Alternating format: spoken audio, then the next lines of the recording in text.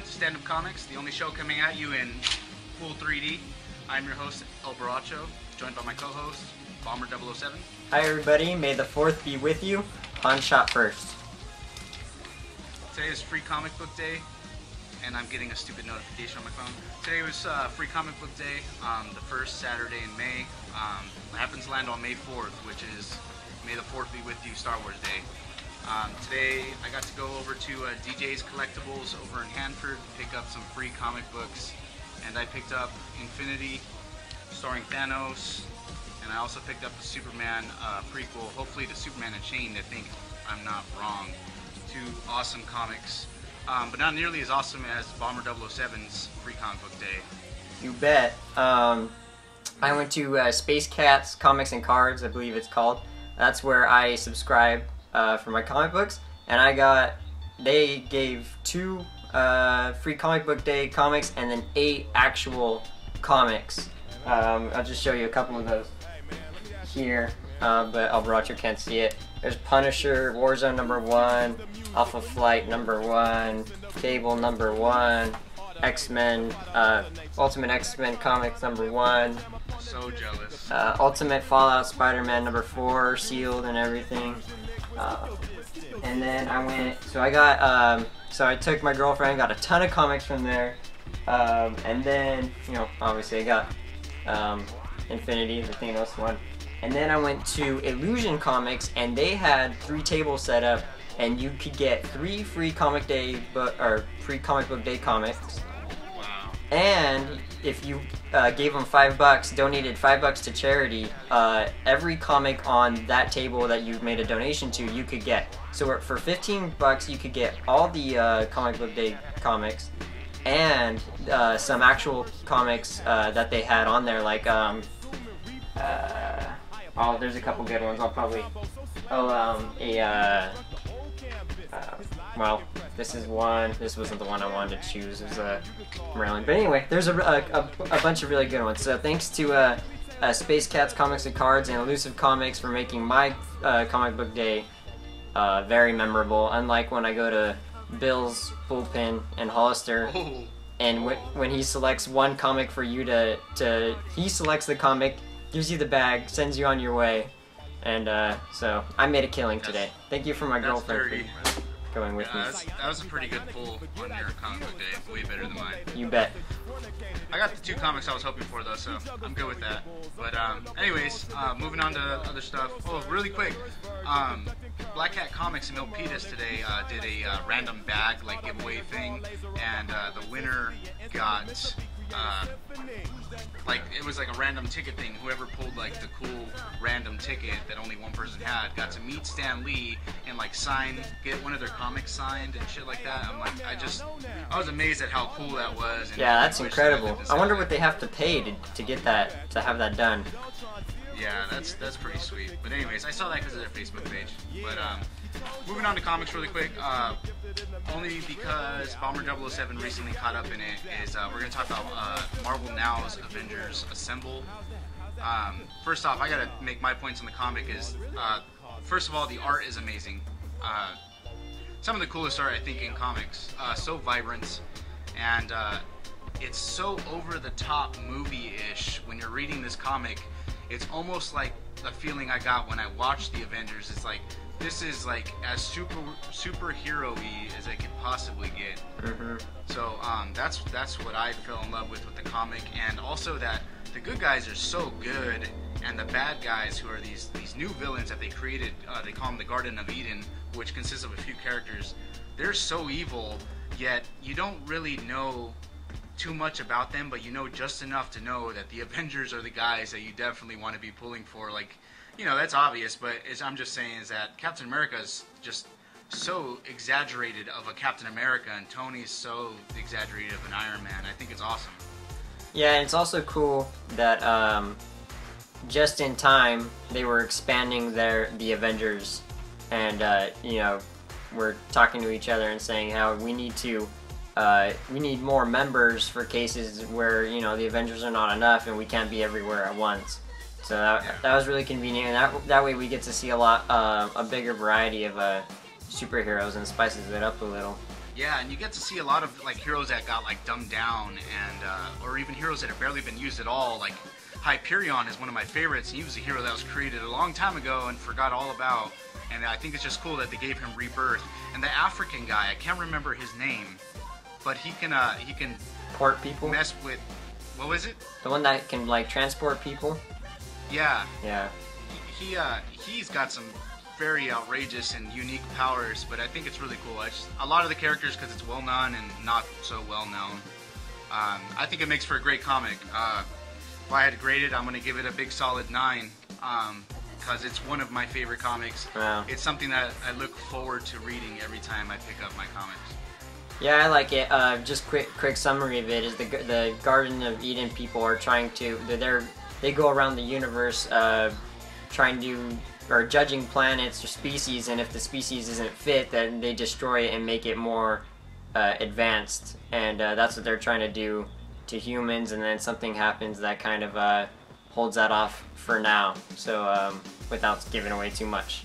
So I give it, I guess I can give it an 8 or a 9. I kind of don't like what's happening right now, and I don't understand the motives of the Avengers and the way they're acting towards a particular character. So yeah, I mean we can't spoil it too much, but the Avengers come across a character that his powers were thrust upon him, and he doesn't necessarily know how to use them. So he ends up leveling a large population of people, which makes him look like a bad guy. But I feel like they're going after him for all the right reasons. But Bomber doesn't feel like that's true.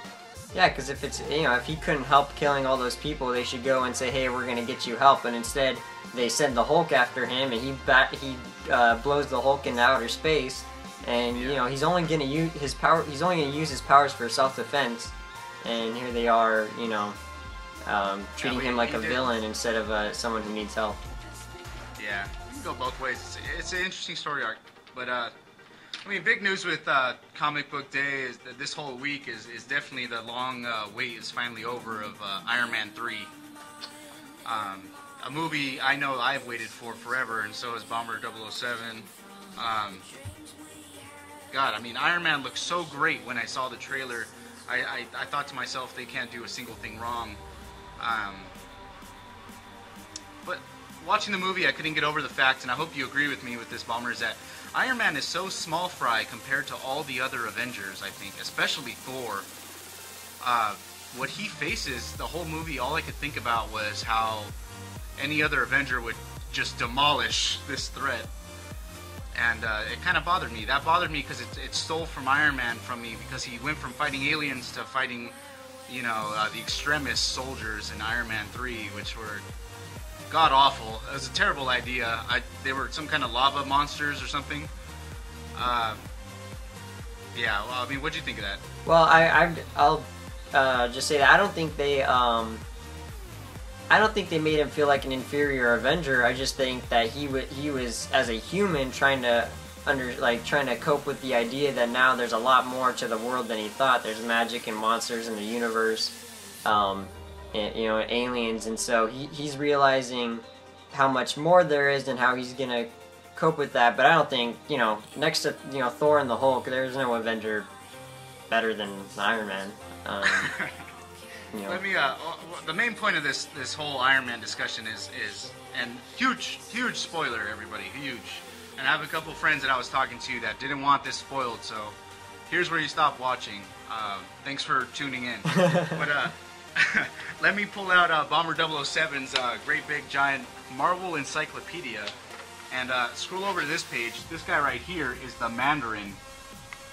He's magic, and he has magic rings, and can do a bunch of awesome, very awesome things. And he's Iron Man's arch nemesis. This is the Venom to Spider-Man. He's amazing. He's the most powerful villain he can come across, probably besides Fing Fang Foom. But in the movie, he is a British drunk stage actor, who portrays the personification of a terrorist group. That's the big reveal. That's the big reveal, which is only, I want to say it's like 2/5 of the way into the movie, which also bothered the crap out of me. But, boy, what a letdown. I thought this movie was about the Mandarin, and I was wondering about how he'd be able to fight Iron Man, and huge letdown. I was wondering when I saw Aldrich Killian and the extremist thing going on. I was wondering how they were going to do both villains. It was going to be too much. And now that I know, I almost wish it had been two villains. If you're going to do the Mandarin, if you're going to lead it, like, why bother leading it up and teasing us the entire time and saying, hinting at the 10 Rings for 2 movies, and then the third movie say it's a big joke, haha, surprise, we got you, up yours. That's the biggest comic book sacrilege in the world. That's not even as bad as if, you take a girl on a date and you treat her nice and you spend a lot of money and then you go to her place and then she doesn't invite you in. This is like, at the end of that date, she invites you in and says, by the way, I'm a dude. This is how bad that is. There's like, the reveal is terrible. It is just... This is a huge, huge slap in the face to everyone who thought they knew what was going to go on in Iron Man 3. It was so bad of a plot twist, I think it ruined the movie. Yeah, my face went from just smiling, big giant smile, to like just drooping down farther and farther when I got sadder and sadder as they killed the Mandarin off. I agree. As a doofus. I almost walked out when I looked at when I saw that happen. I was wondering, well, one, should I walk out, and two, what else is safe in the Marvel universe if they can do this to that big of a character? Just because, with the excuse that he's too magical and he doesn't quite fit in what the grounded realism they're trying to. Look at Thor. Thor. Yeah, is but they're trying to say that Iron Man is like that's a movie where they try to ground it in reality, and the magic of the Mandarin didn't quite make sense. Well, then they shouldn't have used the Mandarin. They shouldn't. Yeah, they shouldn't have teased at the 10 Rings at all if their plan was to never use it. That's terrible. Yeah. Yeah, this makes me wish that Jon Favreau would have come back just so he could do the Mandarin, because this was terrible. Well, so I'll just go over some pros. I thought the movie was. I liked the funny parts, and I liked how serious the extremist soldiers were. It was pretty grim for a Marvel movie. I was thinking about my nephew watching it, kind of wondering if he would be scared or what. I thought it was entertaining for a casual standpoint, and I liked when Tony's using his gadgets. Which is he's making things and solving problems without the Iron Man suit, which really is the only piece of this whole extremist storyline that says that addresses what makes Iron Man. Does the man make the armor? Does the armor make the man? Is Tony Stark Iron Man, or is Iron Man Iron Man without Tony Stark? Well, this was that was like the one time they addressed that Tony Stark is a hero in himself, but that's it. They missed the whole. They missed the whole extremist story point. And then I like that there was a non-mech villain this time. I think people were ready to not have a non-mech. I was looking forward to non-mech, but I wanted it to be Iron Man. I mean, not Iron Man. I wanted it to be the Mandarin. What did you like about it? The only thing I liked in this movie, the only thing I liked in this movie was the house falling was amazing. I wish I would have seen less of it in the trailer, because I thought it was so well done, and it was so... I don't even know how to say it. Like, it was just so like bad guy-ish to attack him at his house and destroy his home. Yeah. Which later got ruined by the Mandarin being a clown. And the other thing I liked was not his character, but Guy Pearce. His acting in the movie I thought was amazing. I thought he was the only good actor in the movie, to be honest. Yeah, he's pretty good. Yeah, I thought he did phenomenal. I thought his villain was stupid, but it is what it is. I thought Guy Pearce was really good. The other big problem I have with this movie, besides the Mandarin, was that everyone was Iron Man except for Iron Man. Yeah. Even the suit got to be Iron Man without Tony. The President got to be Iron Man. Gwyneth Paltrow got to be Iron Man. Everybody was Iron Man. I feel like it's a fine line. We want to see a lot of Iron Man, but we want to see a lot of character development.